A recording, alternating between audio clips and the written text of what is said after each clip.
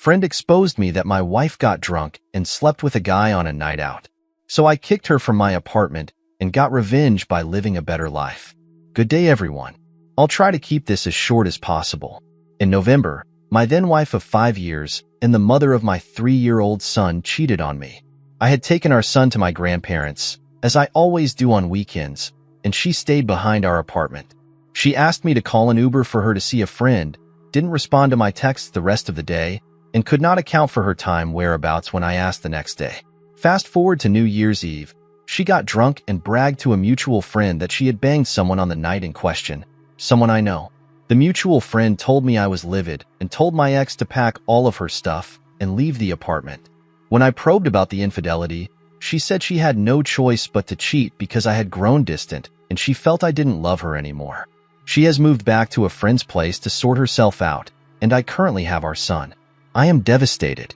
She is unemployed, got retrenched recently, near homeless, and has no idea when she'll get a job. She's asked if I can buy her monthly plane tickets so she can come see our son until she finds a job, but I'm against this. We've blocked each other everywhere except WhatsApp so we can video call our son, but I'm terrified about what happens next. I'm a mess and she seems to have thoroughly moved on, which is fine, whatever, but I fear for what happens next with our son and how we'll co-parent successfully. If she doesn't get a job in the next few months, she has mentioned the possibility of taking our son back, and I'd send some sort of stipend to support the both of them.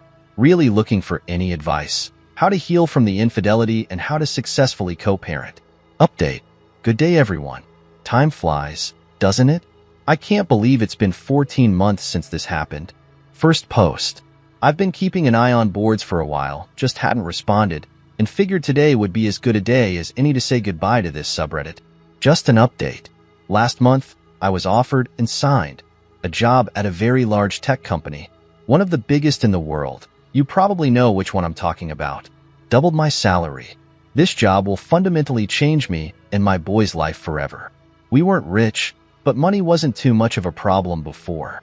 But this job will give us the kind of security I thought we'd only get in my 40s. I'm 31 right now. My relationship with the woman I met after the mother of my child is growing from strength to strength. Look, we've hit a bump recently, but nothing we can't solve. She thinks I'm too busy and I promised to make more time for her. I still have primary custody of my boy. I might be moving back with my folks for a month or two while I serve out the probationary period at my new job. But me and him are the best we've ever been. Every day he tells me he loves me, and every day I try to show him the same. If you hadn't read my first post, please do. I was despondent. When the mother of my child broke up with me, I felt like someone had sucked the air out of the entire planet. 14 months later, I'm surrounded by love, have a job that pays way more than I could ever imagine, and my life as my son's primary caregiver, main parent, is the greatest source of joy ever. From the bottom of my heart, thank you to everyone who walked with me through this journey. I think I speak for all of us when I say I hope we never meet again. Take care, everyone, and all the best. Let's see the top comments. Ninja Dojo XX says, "Wow, man. Looks like you made a hell of a comeback. Congratulations. Happy to hear you are doing well and recovered from your past. We need more stories like this here. Very inspiring. Also, glad this wasn't some suicidal post. From your title, I wasn't sure." The OP replies, "I read the title again and I can see what you mean. Thanks a lot. It's been a long and cruel road, but I'm glad I made it to the other side. There's hope for all of us." Next thought from I Love the Green Dep. "This post is amazing and made me smile ear to ear. Now go live your best life and don't look back." Next thought from Scary Inspector 8315. "It's for posts like this we stay here. Though the first part of the title kinda scared me. Good luck with life, man." Next up from Arizaba. "I am really happy for you. Just an advice. Don't get too sucked by your new job. Large tech companies tend to suck your time. So if you feel overwhelmed and your relationship is on a strain, don't hesitate to move out to smaller tech companies. By then, your resume will look much better with the experience you got, so it will be easier to find a job in a company in which you can enjoy more of your time." Alright, let's go to our next cheating story. Hang on. It gets worse. So we were married 16 years and had a really toxic marriage. We both had mistakes in the first years, and we both apologized and agreed to stay together and work it out. I met her when she had just moved back to our hometown. She worked with me a short time and dated another coworker. She got pregnant by him, and she wasn't very cautious with that stuff. Well into his drinking and drugs also. She had a baby boy, and we started dating almost immediately after he was born. She moved in with me when the baby was 3 months old. I knew I wanted this and to be with her. I knew I could do it.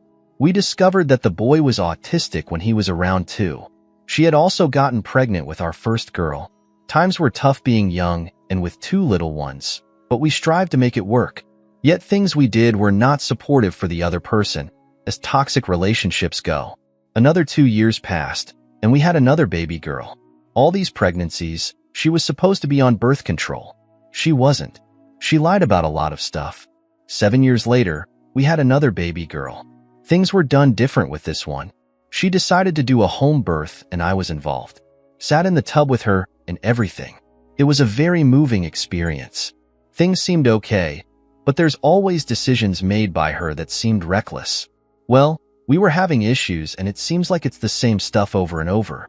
She isn't as affectionate or outgoing towards me anymore. Then she states, she's given too much of herself to me and the kids as I'm cuddling with her. I back up and ask, what? She brushes it off like I didn't hear her right. Then she decided to tell me that she only loves me as a friend. I broke down. I went internal with, what did I do? How did I F up? Etc. She backpedaled and quickly said she was to blame and she needed to fix herself to be better for us. She and I talked a lot, and she decided to get some prescriptions for antidepressant and anxiety. She's a mess, and to be honest, horrible relationship history, etc. I started counting for myself to analyze myself first, then look at her actions. Actions speak louder than words. That's always played big with me. So I really dedicated myself to making things work and making things better for us. Making sure I was working on myself to be a better husband, lover, and dad. Turns out, she had found an old friend from years back and they had grown close again. Yes, it was a he friend, came to visit and met the kids. This is when some really weird stuff started happening. She was driving and wrecked our minivan. Totaled it by rear-ending a Prius. Yep, that's right, totaled. By hitting the rear end of a Prius. I gotta say also, they drove away. The police said that she was lucky he didn't give her a ticket for following too close. Then about 1 month later, we had gotten another van. She wrecked that one also, and also her fault. At this point, I'm really concerned about her. Her being able to drive our kids, etc. One of our daughters even didn't feel comfortable riding with her anymore. Kid was 12. As time goes by, she was finally able to reach out to a daughter that she had in a previous marriage and lost contact with. Oh, you ask how? Well, see, she was married before me and had a kid and left them. The divorce happens, and he made stipulations for her to get help and counseling. She never did. Starting to sound interesting? That communication with her child morphed into her, talking to her ex a lot also. And things developed and emotions were revisited, etc. I was standing there trying to support the idea of her taking off to go visit her child whom she hadn't seen in 17 years, and also trying to balance my home with 4 of my kids. Money was super tight. So she decided to start a GoFundMe to get to go see her kid. She raised $1,300 and my family pitched in another $1,000. I then found out she had not followed up with the paperwork to maintain our monthly food assistance for about 3 months. She let that all slide by. While I'm trusting her when she tells me it's all been handled. Yet there, $2.43 in the account. I found all this out while she was gone visiting her child out of state, by herself. Yet she wasn't by herself at all. Come to find out, she had brought that boyfriend with her. See, her old friend that I thought was a good guy was actually her new boyfriend, and they had been doing it in my house and on my bed. Nice. When she got back from visiting, she wanted a divorce. I still don't understand what all was happening. Then she told me she was moving in with the ex out of state. What about the kids? So she left. She left the kids. She left all her stuff. She just left. She claimed I'm a narcissist who emotionally abused her. I'm not a narcissist, but I'm sure we both had some emotional crap swinging both ways. I found out later that the boyfriend got dumped after she had gotten back to town also. He unloaded on me all the juicy details of their year-long hidden relationship with proof and pictures. And he even tried to blackmail me to reach my kids. What a piece of crap. I should have seen things coming after I saw her just give up on contacting her abandoned child. She is now living out of state with her ex-husband and her kid that she abandoned 17 years ago. We agreed to a parenting plan, and I emphatically pushed for psychological evaluations. So far, she has tried to see the kids once in 6 months and is not paying child support at all. Our kids are ages 17 to 7, so there is quite a range in understanding. One kid said, "Mom picked her favorite family." One asked why Mom will take his kids to school but not her own. Damn, that one hurt. So this is me now. Single dad of 4 kiddos. I was always Mr. Mom anyways. I was always getting them ready for school, lunches, rides, and even when I trusted her to get them ready, I would still do it. In fact, there were several times when she would be late after I got them ready and left for work. She somehow fell back asleep and the kids were tardy for school. I wonder if it was the drinking, or maybe the abusing the prescription of our daughter that made her so out of it. Nah, it's just her. So she was sleeping with all 3 of us for over a month. She exposed me to Hep C, knowingly. She abandoned her child 17 years ago, only to repeat the behavior later in life when she's got 4 more kids. Let's see the top comments. Mrs. Jingles 72 says, "Lawyer up to protect yourself financially and go after her for child support." The Opie responds, "Got an order for $700 for all 4 kids? What the F? That seems extremely low, but I doubt I'll see any of it anyways. Can't count on anything from her." Mac and Pumpkin says, "Man, that's a lot to unload. I am so sorry. She has some sort of personality disorder. I could speculate which one, but I'm no professional. You are doing everything right by taking care of your kids. It's such a shame their mother abandoned them. It will unfortunately have lasting effects. If you have the funds, you could maybe do some sort of family counseling with them. Your partner needs psychiatric help. It is sad that a lot of people are so damaged and mentally ill, yet do nothing about it. I hate when there are kids involved. Be good to yourself and your family. They need you to be level-headed, but I'm sure your emotions are everywhere. One day at a time. We are here for you." Little Nibble adds, "Did you file for divorce and full custody? Get her for child support." The Opie responds, "Got custody and adopted the boy. Finally, after I signed the papers 3 times in 16 years to do it. She never filed papers for whatever reason. It's done now, and supposed to get $700 for all 4 kids. What the F? Let's go to the next cheating story. Saw my ex for the first time in a year, and I'm spiraling. Long-time lurker here, first time posting because I don't have anyone else to talk to. A little background. I found out my ex was having an affair in 121. We were together for 8 years, married for 4, no kids. Affair partner was one of his co-workers. I noticed he was being weird about his phone. Waited till he went asleep and looked through it and saw the texts. It wasn't anything too graphic. There wasn't sexting or pics, but it was still obvious he was having sex with her. I took pics with my phone and then started planning my escape. I originally planned to go full ghost. I filed for divorce, planned to take my stuff and just leave the papers on the counter. Last minute, I had a change of heart and wanted to confront. I moved my stuff out and then waited for him to come home. I confronted him, and he admitted it. I refused to hear more and followed through with no contact. I said goodbye to his parents, changed my number, moved, and refused to hear anything about him from mutual friends. He did try to reach me for a few months through friends and my family, but they all did what I asked and wouldn't tell him where I was. I was angry, raging, incredulous, outraged, all of it, but I feel like to protect myself, I just shut down hard. After a few months, I just didn't feel anything about anything until now. Some friends of ours got engaged and had to reschedule their wedding because of COVID. It was finally held this last Saturday. I loved my friends and I knew I needed to go, but I also knew the ex would be there too, confirmed by the bride. So I made damn sure I looked my best.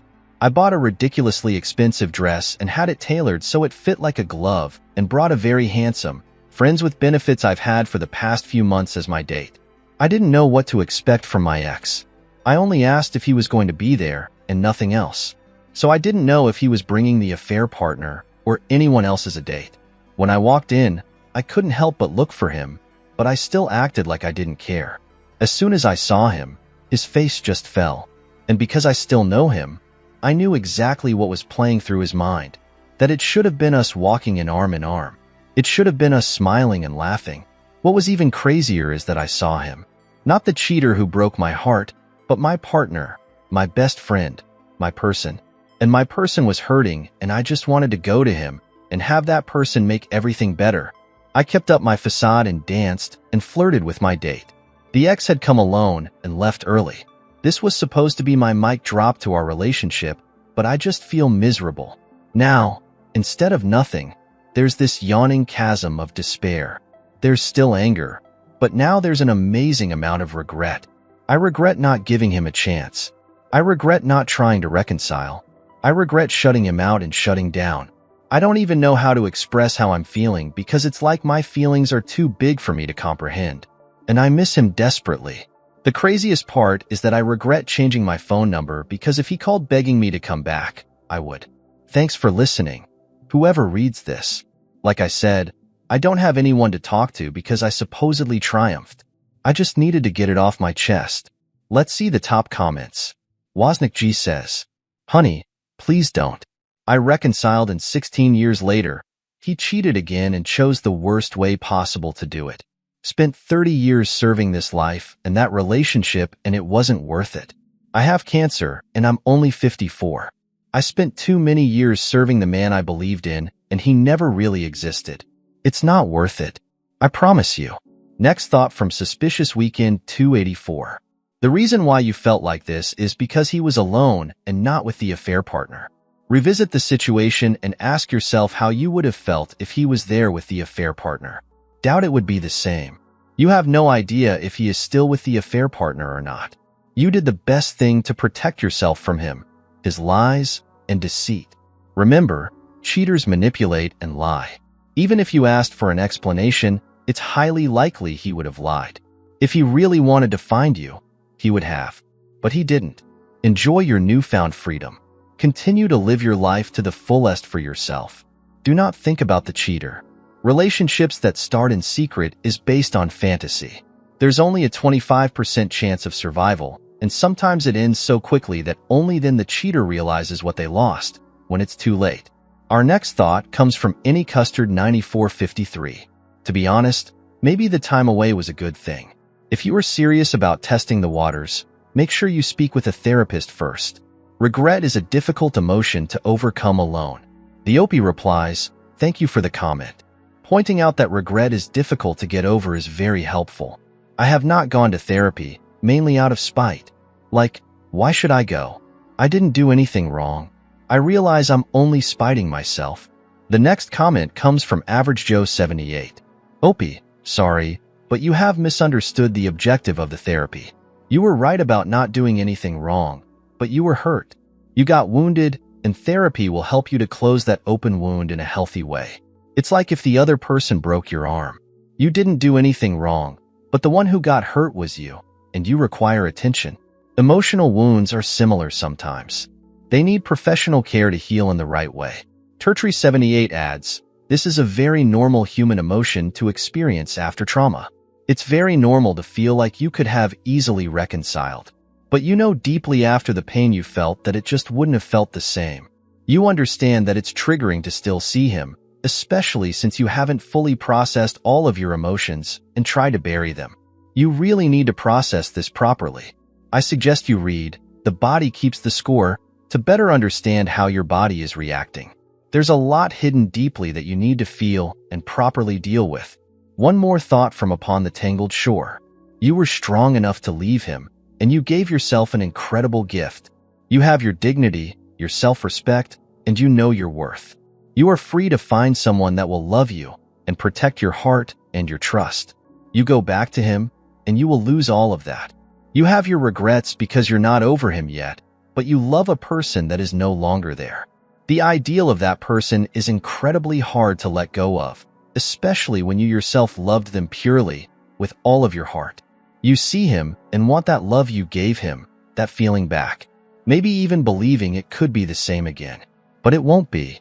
He proved he is capable of betraying you in the worst possible way. He proved he doesn't have the same character you do. He didn't make a mistake that can be forgiven and forgotten. He made a series of deliberate, self-centered decisions, completely disregarded you, your relationship, and your future to satisfy his own sexual desire. He hid it from you because he didn't want you to have the informed choice to leave him. You did triumph. I hope one day you see that you saved yourself from sacrificing your heart, mind, and soul to someone that truly does not deserve you.